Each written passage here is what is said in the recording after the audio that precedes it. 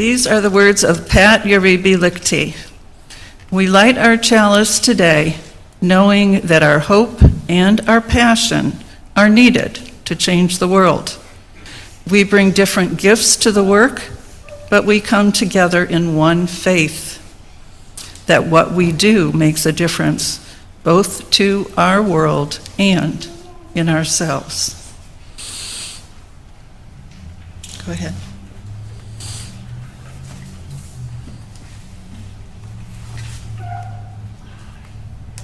Thank you. We also light our peace candle to remind ourselves that peace is a process that requires work, that peace is not merely an absence of conflict, but the presence of justice. Thank you, Parker. And now, please rise in body or spirit as we sing "My Life Flows On" in endless song, number 108 in our gray hymnal. We will sing verses 1 and 2.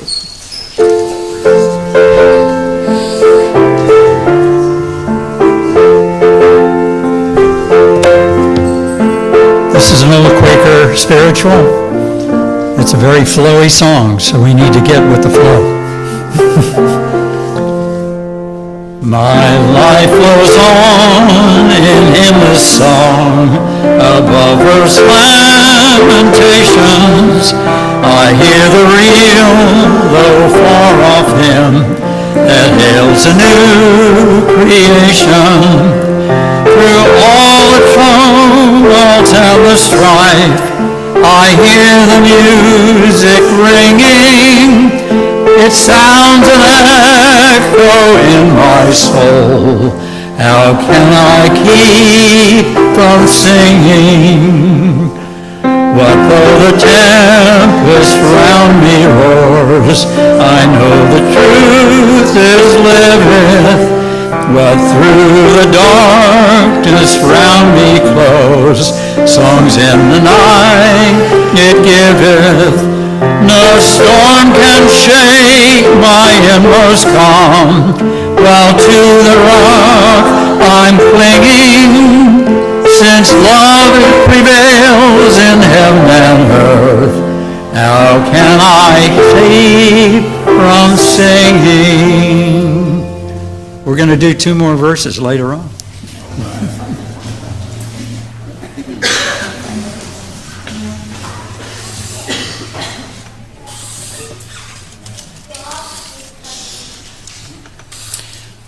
Each week we make some space and time to be human and celebrate our joys and grieve our sorrows together. Should you wish to share a personal joy or sorrow about a person or persons in your life, there is a paper to fill out and place in the basket on the way to the chalice. After our ritual, I will read these personal joys and concerns to the congregation. You may now line up over by the wall or down the center aisle.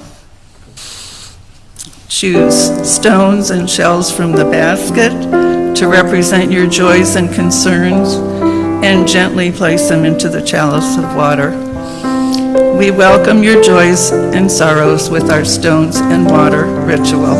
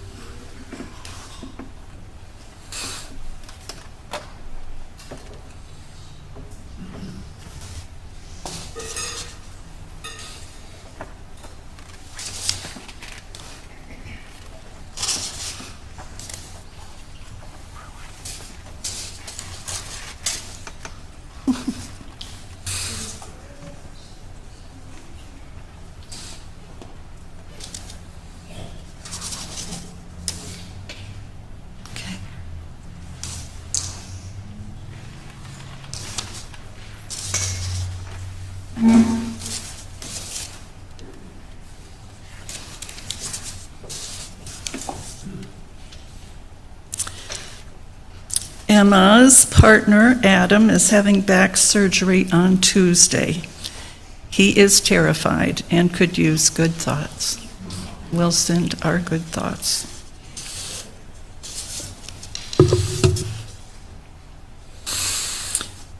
From Brandon and family, let us pray for our friend Christine, who we are helping battling her cancer. Thinking of you all.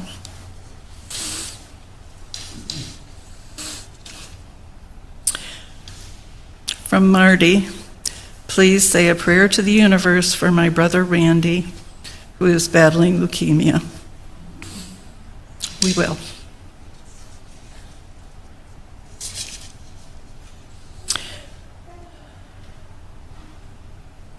The Bijou family, maybe this is for all of us. You care and worry so much about the world and everyone. Take time to heal and replenish yourself. Thank you. We all need that. Kai says, I got a new job. Where is she? Yay, Kai! Short and sweet and to the point. And Keisha has been hired as the new program director for Lighthouse Environment Partners. Lighthouse Partners is a grassroots environmental organization who specializes in partnership coordinating to support historically disinvested rural communities facing complex environmental and climate challenges. Congratulations.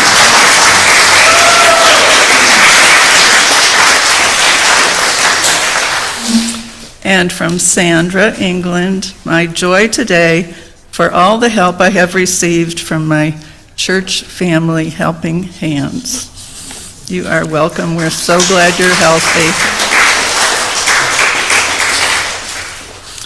And I have a joy.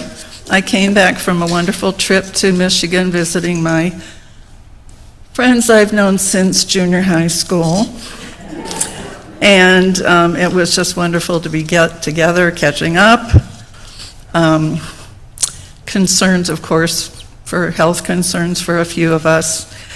But I had a check from one of them in repayment for part of the expenses.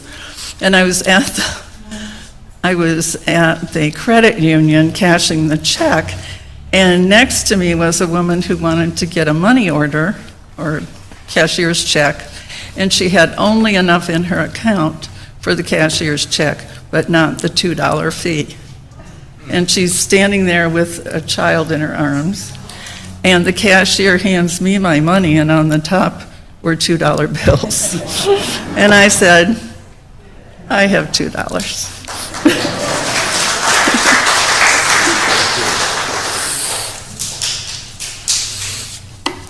So, by the light of this chalice, let us together take a moment to hold in our hearts all, known to us and unknown, who are struggling. For the sorrows and concerns shared here, may you feel our sympathy and compassion.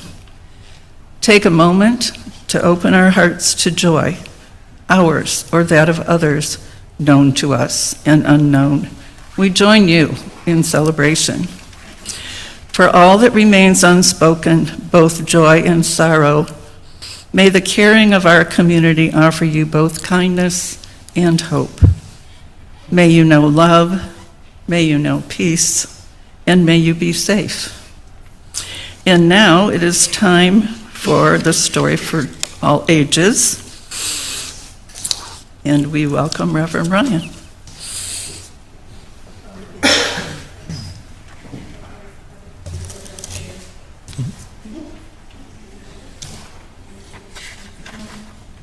Would anyone else like a chair?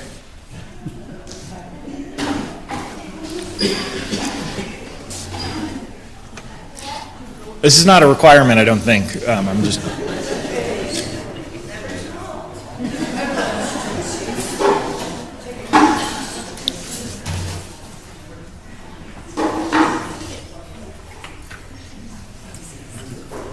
There once was a There once lived a poor farmer who lived in a poor village. But that poor farmer was considered very rich and fortunate because he owned a horse. One day, his horse ran away. His neighbors came to his farm to say they were sorry for his misfortune.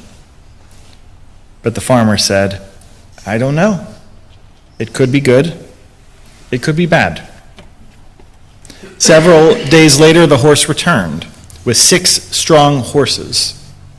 Once again, the neighbors came by this time to congratulate him. And the farmer said, "I don't know. It could be bad. It could be good. We shall see." Sometime later, the farmer's son went riding on one of the wild horses. He fell off and broke his arm and his leg. The neighbors came to console the farmer. The farmer said, "I don't know. It could be bad. It could be good. We shall see." A year later, a fierce war broke out between the farmer's country and the neighboring country. Many young people were drafted into the army. When the army came to draft the farmer's son, they found that the injury exempted him from the service. The neighbors came to him, and what do you think he said? Maybe it is good, maybe it is bad. We shall see.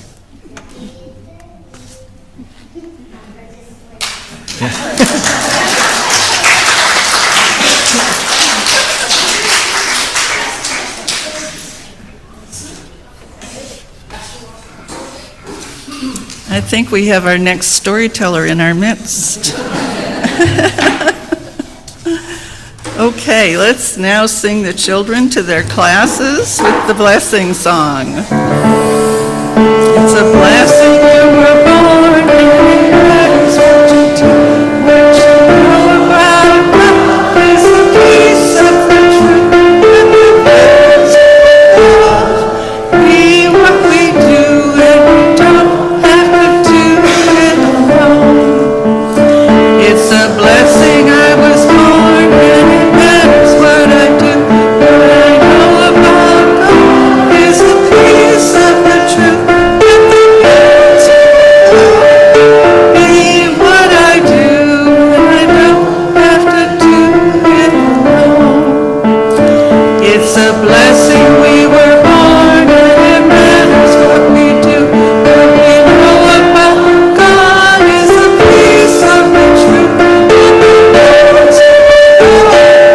Be what we do, and we don't have to do it alone.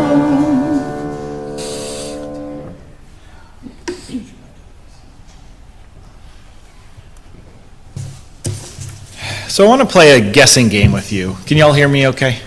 Good. That was not the guessing game. You see, ministers, we have to be a little coy about who we are talking about when it comes to elected officials. And so stick with me through this game.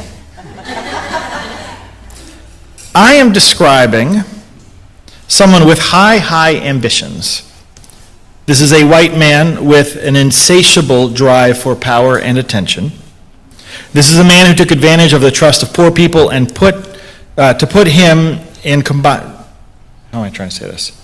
took advantage of the trust poor people put in him and combined that with some of the rich power players and the typical conservative power brokers to get into office. This is a man who, while in office, saw no boundary he was not willing to break.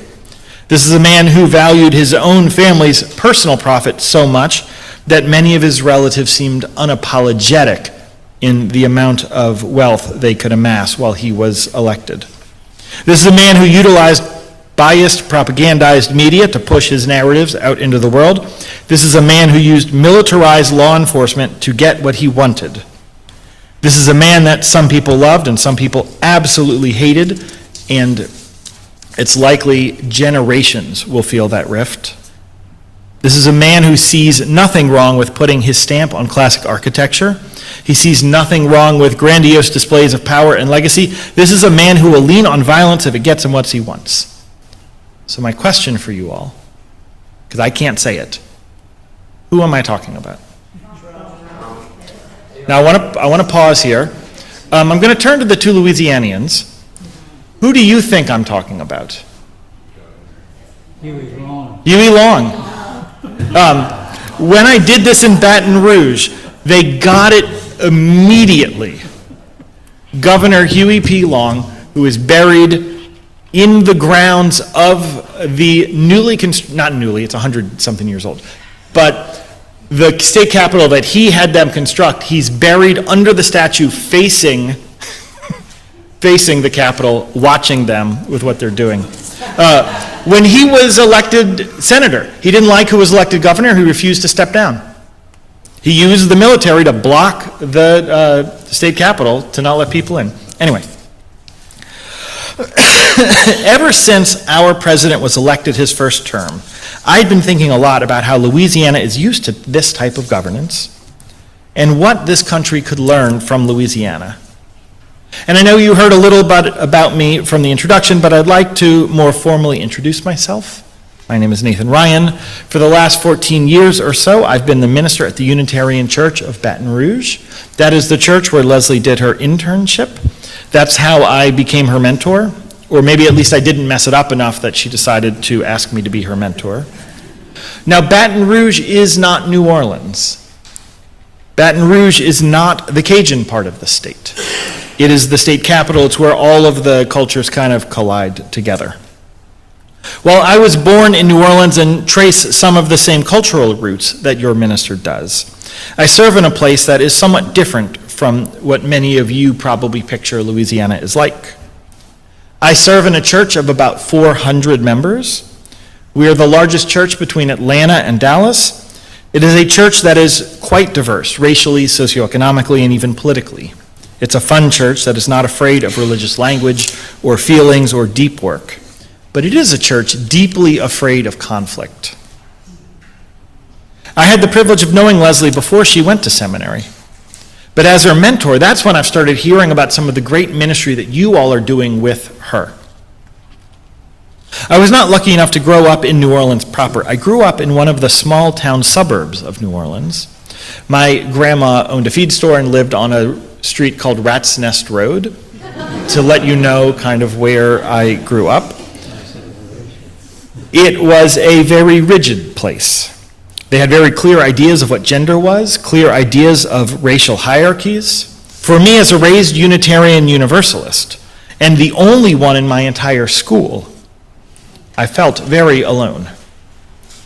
I didn't feel alone just theologically, although it was challenging enough. I had friends accusing me of being in a cult. Some parents wouldn't let me play with their kids because of the whatever stuff you've heard about this religion. But also being raised in the faith, I was told I was allowed to be who I was. And that works great when who I was lined up precisely with what the larger culture expected of me. And not so great when who I was or how I thought didn't mesh with the larger culture.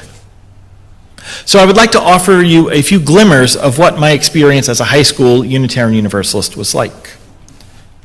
The first is me trying to live like my church taught me I could, to be friends with people regardless of gender or at least not being anti-gay, to be a very precocious high schooler who asked a lot of very annoying questions. And I would ask them both from adults and peers whenever there was something that I perceived as wrong. And this is the prime recipe for bullying. Sadly, not so much from my peers as it was from the adults. Adults who were trying to communicate how different I needed to be from girls, from gay people. And, back then it was, I know there's always been trans people and LGBT people, but back then the language was just gay people.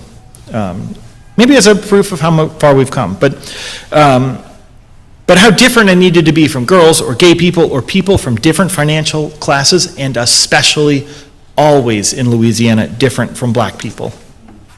It included a flood of toxic messages about being male and how I should treat girls.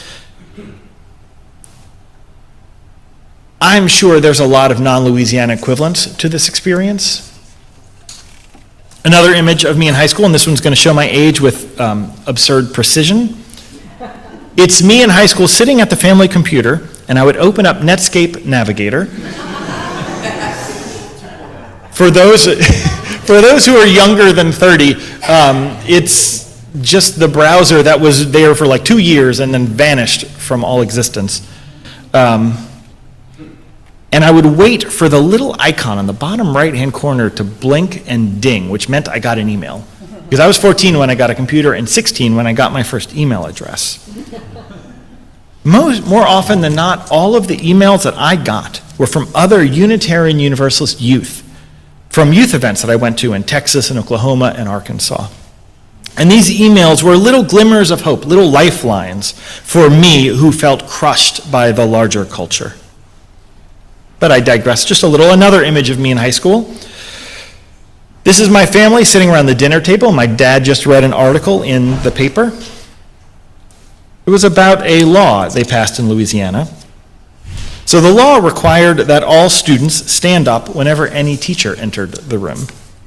This law did not take into consideration the fact that some students in the room, in a room might be in a cafeteria or performing, and it wouldn't make much sense if they're in a recital to have to stand up. It did not take into account the fact that some students were in wheelchairs or could just not physically stand up. It also did not take into account most teachers did not want their whole class just standing up randomly when any adult came in.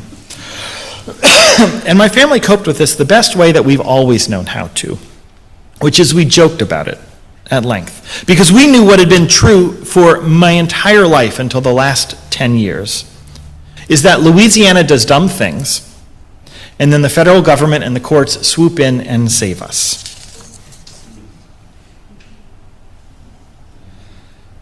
After the Supreme Court decision last 2 weeks ago that made my state unstable, that threw chaos at my state and told me that my own elected representative was too black to be justified.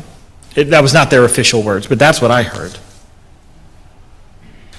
I saw some of the strongest mobilization and activation of voters, but specifically black voters in Louisiana.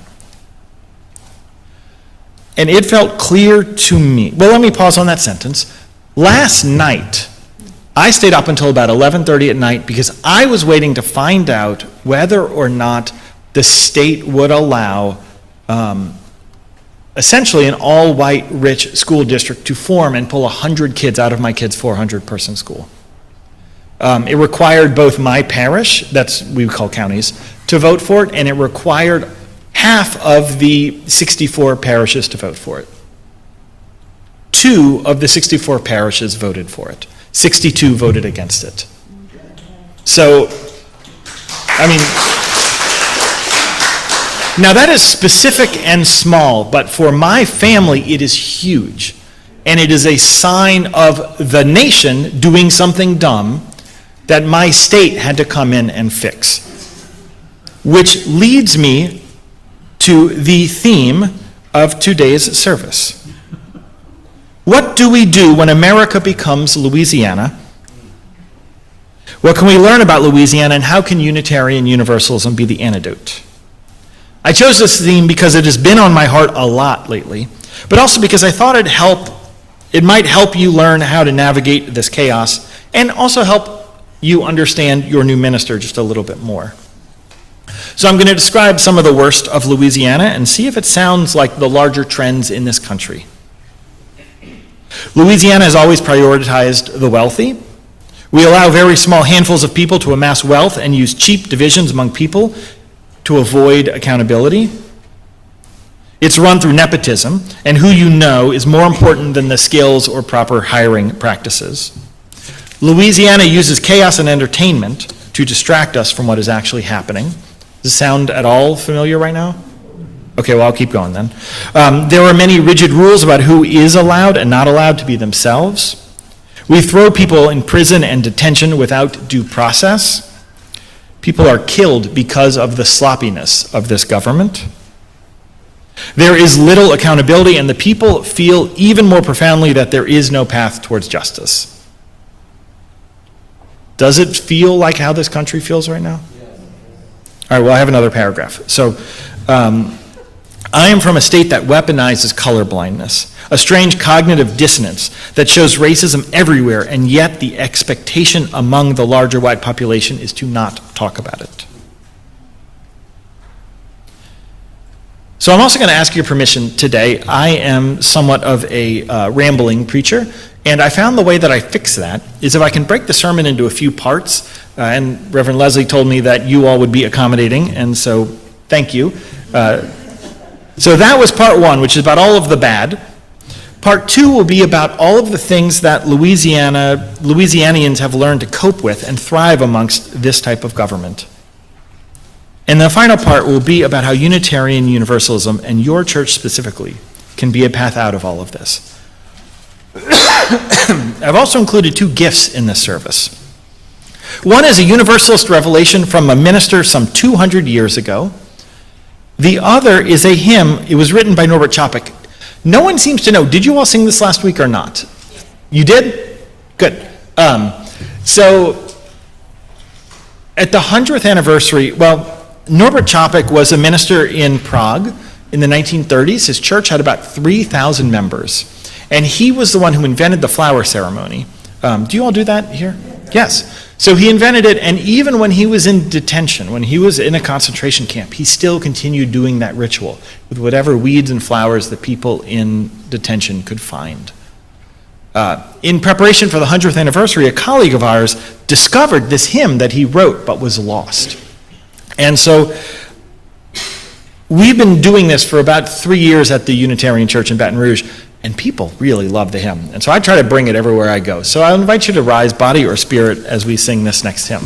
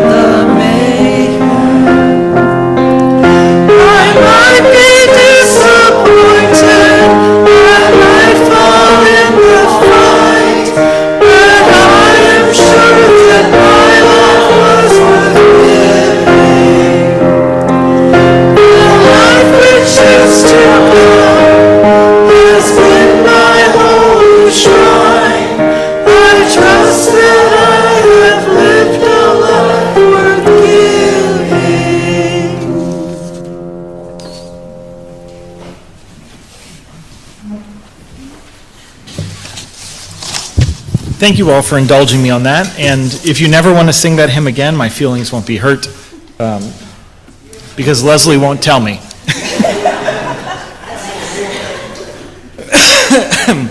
Part two is about how America can learn from Louisiana. The four things, if you were at the installation yesterday, you may remember, I know that people love lists, and so I have some lists for you. Four things that Louisiana does to cope with everything. Those are, one is celebration and humor. Two is trusting the past and telling stories. Three is prioritizing relationships over the laws. And four is finding a reason to celebrate every season, which includes a connection to nature. Now, this is not a prescription for you to make it through these next 100 years or whatever we're about to face. This is rather a reflection on how some of my people have coped, and I invite you to see which of these really fit your cultures and which don't. So number one, celebration and humor in the face of adversity.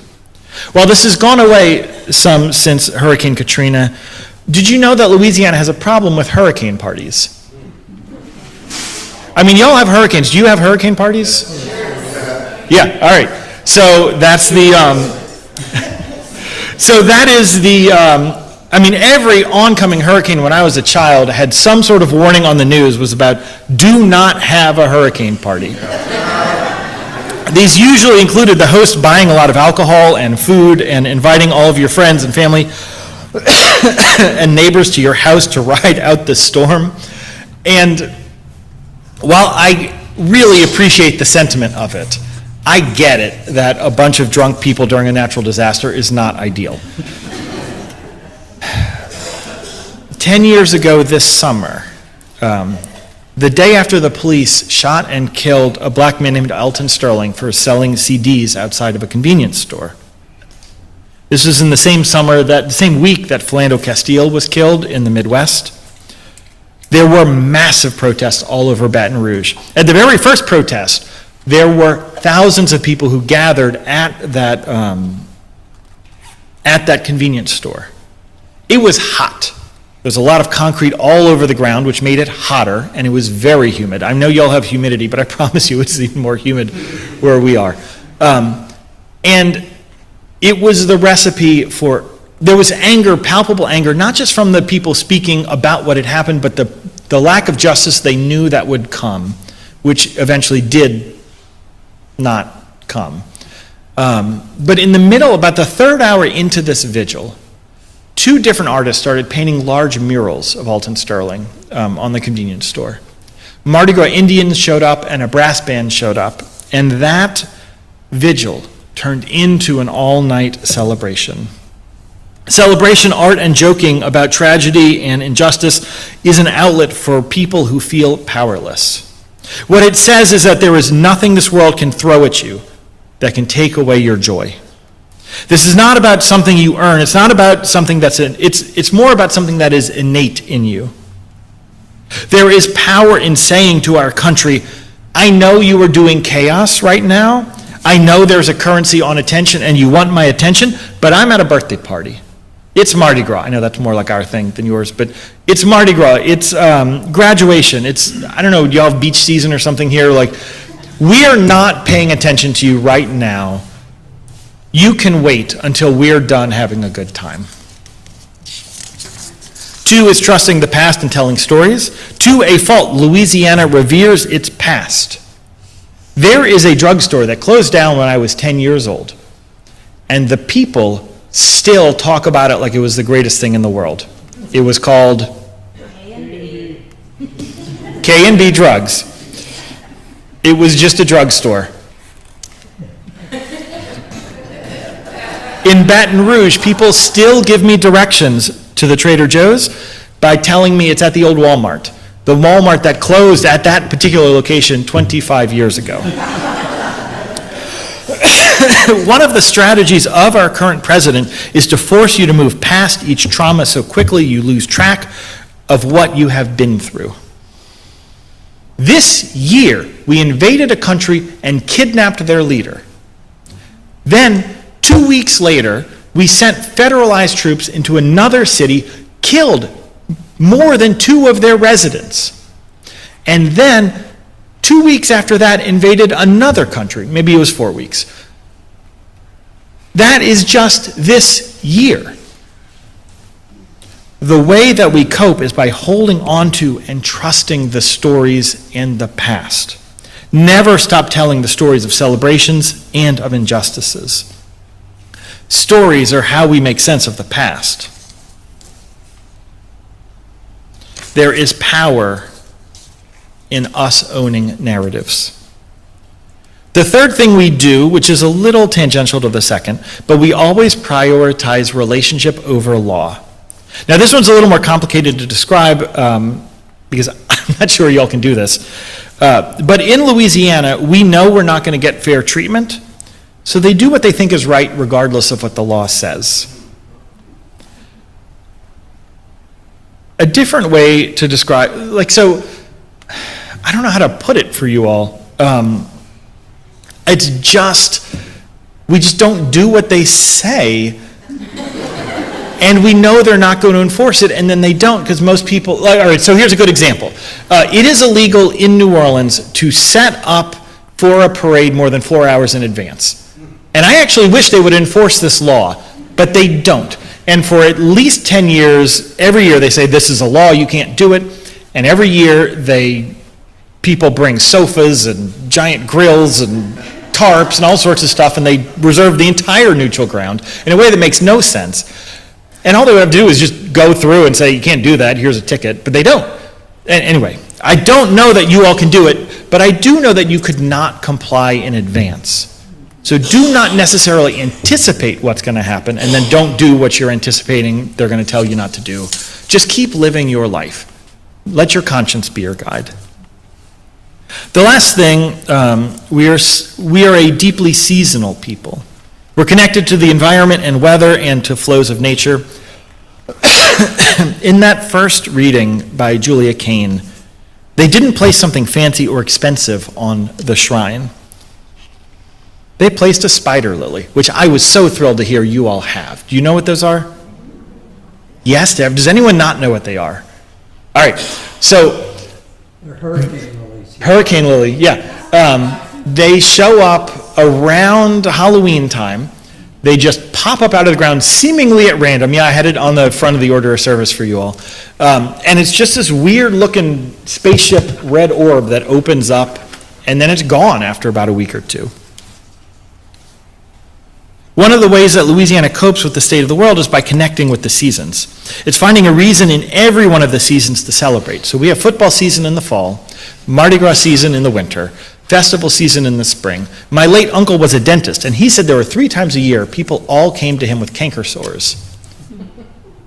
Tomato season, Satsuma season, and, I'm sorry to pick on you two, strawberry season. Yeah. Well, crawfish, I don't know why that would, anyway. Yeah, I'm a vegan, so maybe there's another season he just didn't tell me about. It's trusting the things that come out of your own ground, even when the larger culture is telling you what you're not supposed to do and what you're not supposed to value. I am convinced we are right now in this country living through a hurricane. I know that Unitarian Universalists love to try to fix everything. I'm presuming that's you all also. If we could only vote the right way, if we could only call our senators the right way, if we could only do the right number of protests, everything would be fixed. But sometimes we need to acknowledge that we don't have as much power as we like to pretend. That's why I shared that story from the Time for All Ages earlier. It's been in my head a lot, that it might be good, it might be bad.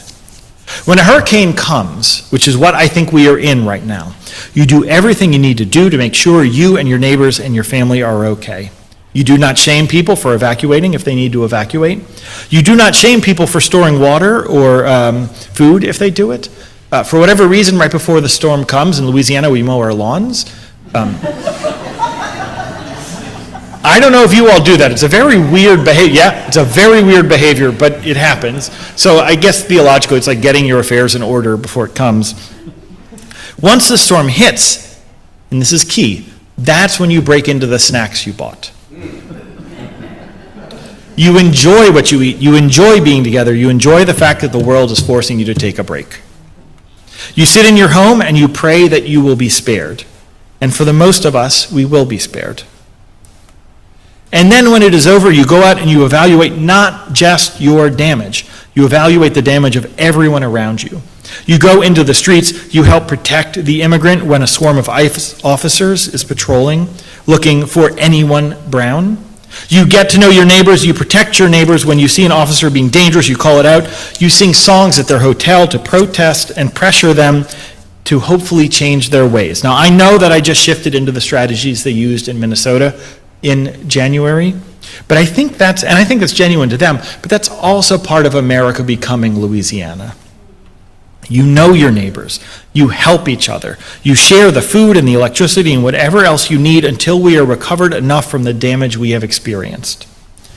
It is impossible in the aftermath of a hurricane for you to not be seen as valuable. Your company is valuable, your work is valuable, and your existence is valuable. I'll do the Unitarian part in part 3.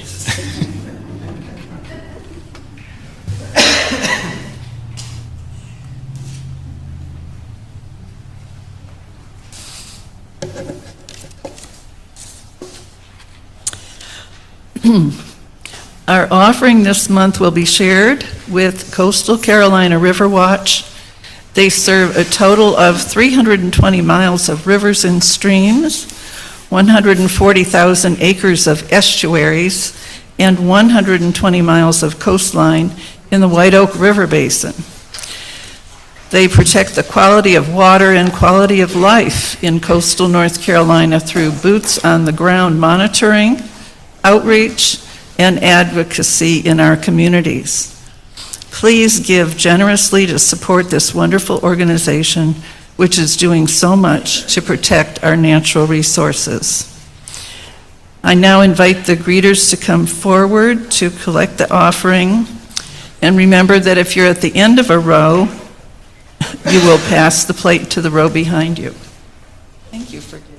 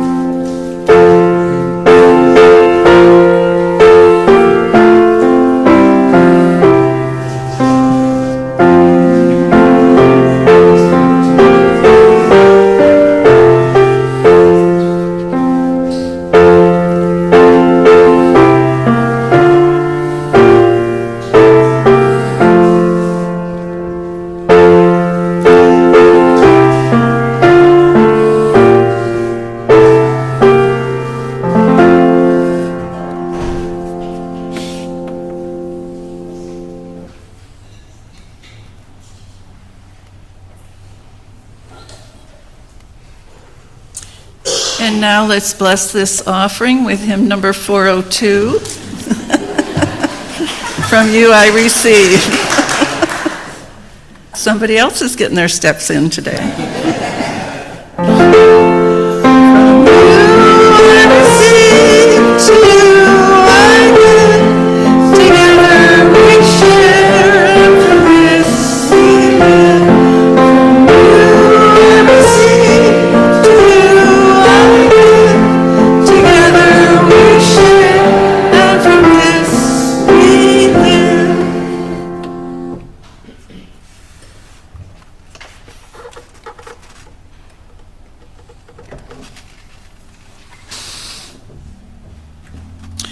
Reverend Ryan has brought us a reading today. It's titled Conversion by Reverend Theodore Clapp. One day I was invited to take tea in a family of our congregation and pass the evening with a small number of friends.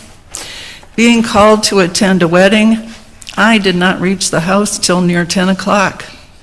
Instead of a few persons convened simply for an hour's conversation, there was a large company who danced. Now, if I had followed the advice of one of my instructors at Andover, I should have instantly retired rather than experience something so inconsistent with the dignity and seriousness of a Christian life.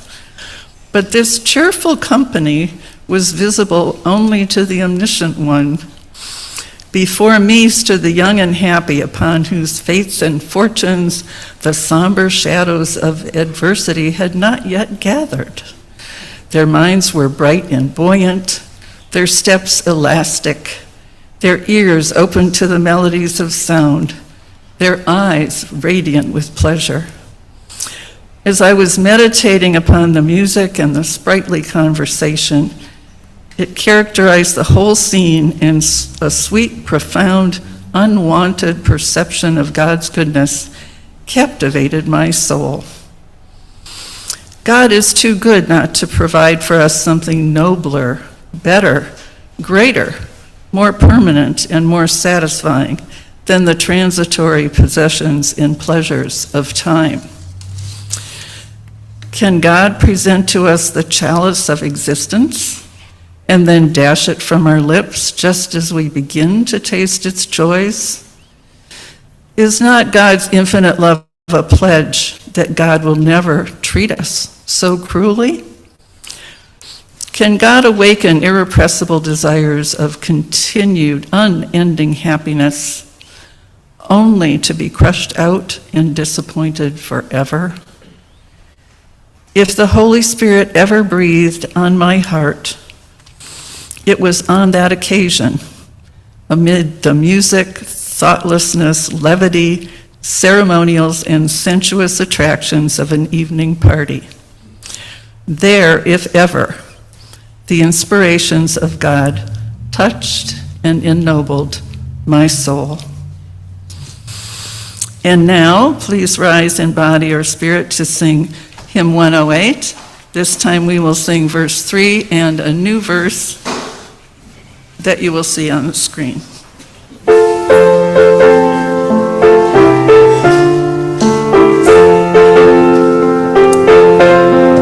Okay, let's get flowing. Verse 3, when tyrants tremble as they hear the bells of freedom ringing, when friends rejoice both far and near, how can I keep from singing? To prison cell and dungeon vile, our thoughts to them are winging. When friends by shame are punished vile, how can I keep from singing? I lift my eyes, the clouds grow thin, I see the blue above it, and day by day this pathway smooth, since first I learned to love it. I have that peace still in my heart, a fountain ever springing, and when my time on earth is done, how can I keep from singing? Very well done.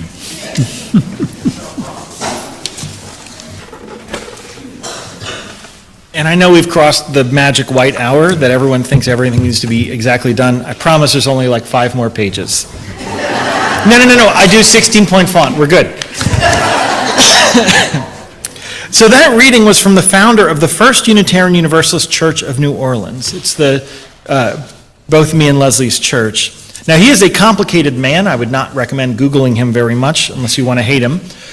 His name was Reverend Theodore Clapp. And he started out as a Presbyterian minister.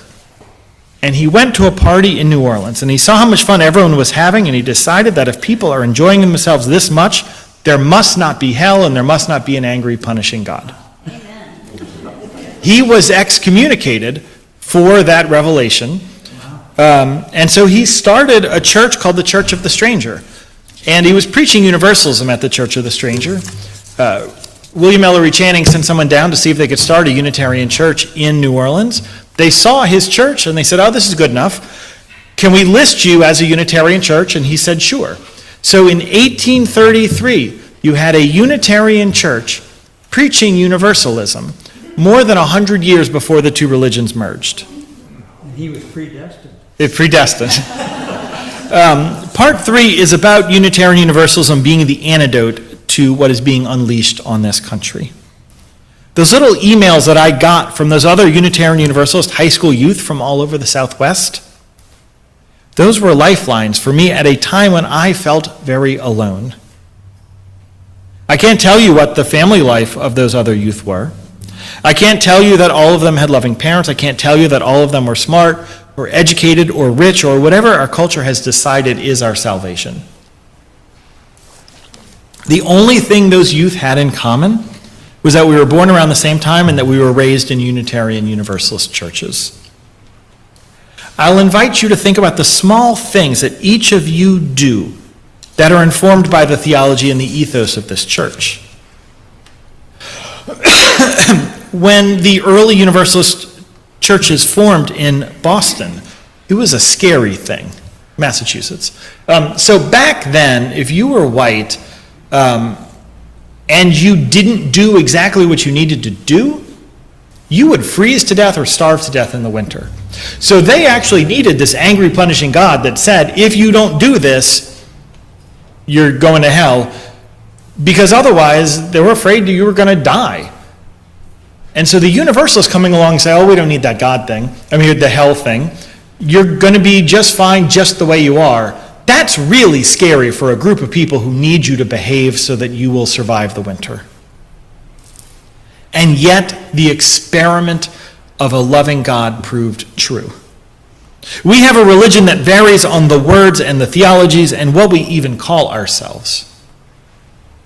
But all of us tend to have some values that we share. That your birth was divine. We all tend to think that no one's death was required for you to be a good person. That there is a love that holds all of us.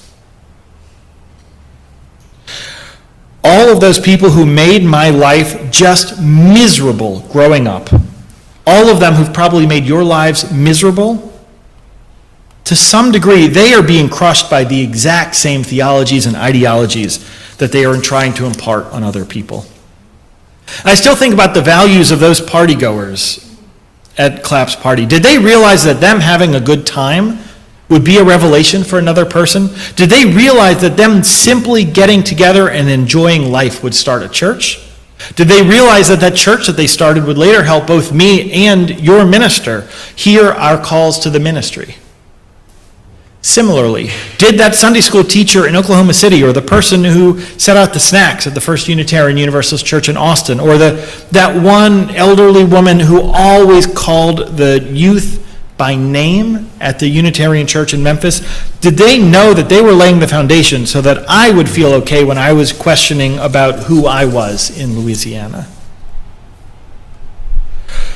The theology of this, and I'll invite the choir to come up to be a little more efficient of this, because we're about to close. The theology of all of this is that we are all in the hurricane right now.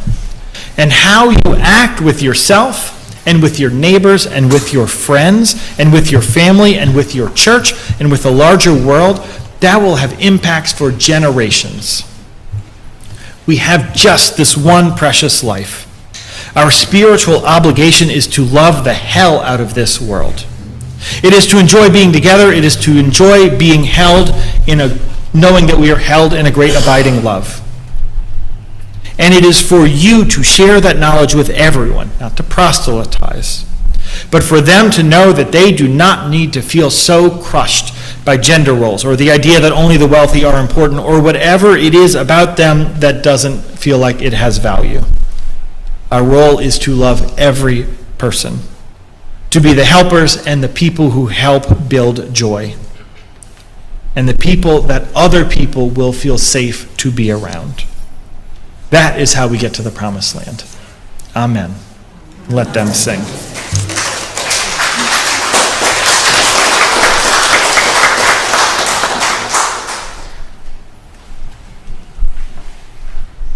I'm going to turn around at some point and you will be invited to join us. But don't join us until then.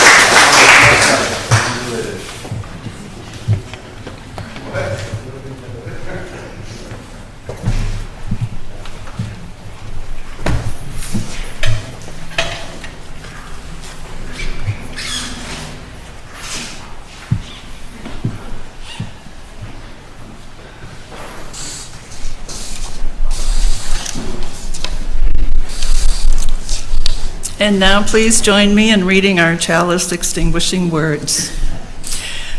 We extinguish this flame, but not the light of truth, the warmth of community, or the fire of commitment. These we carry in our hearts until we are together again. And now in Espanol, extinguimos esta llama, pero no la luz, el calor de comunidad, o el fuego de nuestro compromiso. Estos los llevamos en el corazón hasta que hacemos otra vez.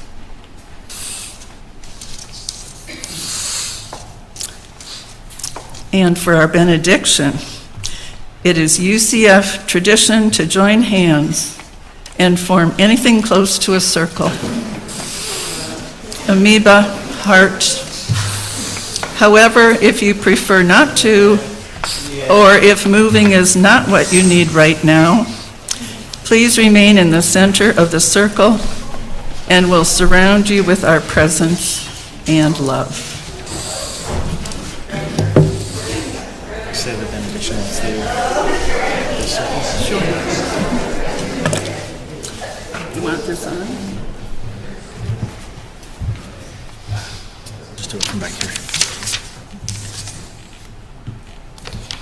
Are you all circled up? All right. This is the one benediction I turn to the most of anything in the hymnal.